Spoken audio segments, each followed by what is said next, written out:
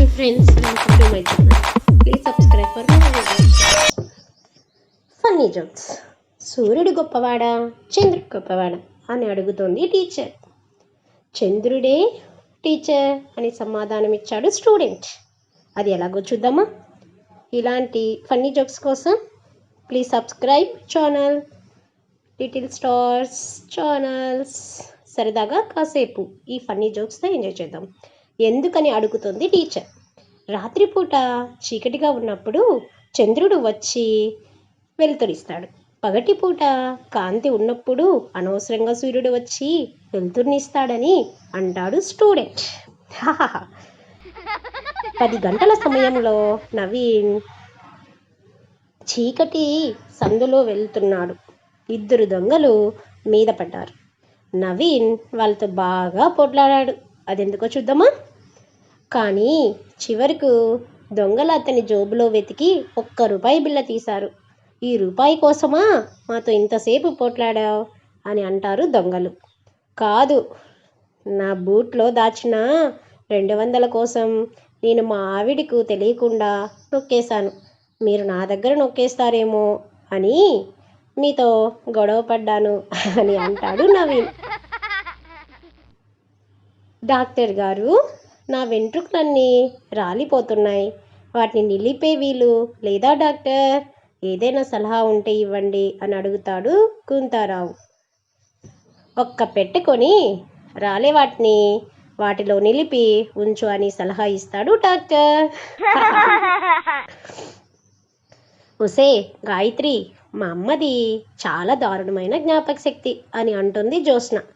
అయ్యో పాపం, ఏమిటి సమస్య? అన్ని విషయాలు మర్చిపోతారా ఏంటి అని అడుగుతుంది తన ఫ్రెండ్. గాయత్రి, కాదు, మా అమ్మ ప్రతిదీ గుర్తుపెట్టుకుంటుందని అంటుంది జ్యోత్స్న. ఇలాంటి మరిన్ని వీడియోస్ కోసం please subscribe my channel, like and comment. Bus ఎక్కేటప్పుడు బస్సులో చీమ దూరడానికి కూడా సందు లేదు. అంత సందులోంచి దూరడానికి ఒక అతను ప్రయత్నం చేశాడు. అందరూ అతన్ని బయటికి నెట్టారు. మళ్ళీ అతను ముందుకు వెళ్ళడానికి ప్రయత్నం చేశాడు.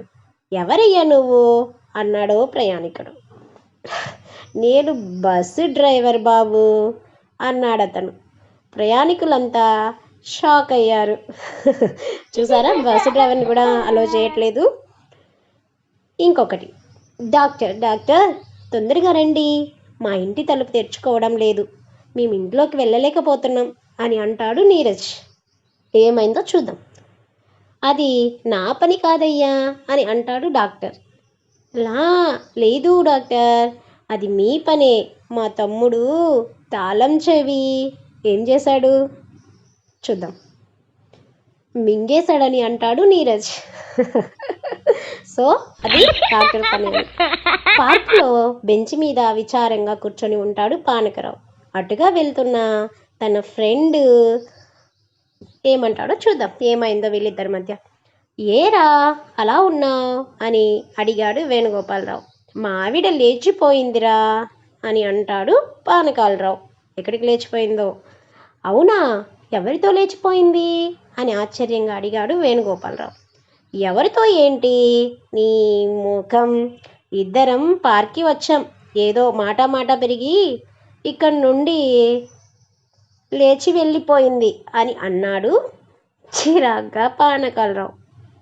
చాలా ఫన్నీగా ఉంది కదండి.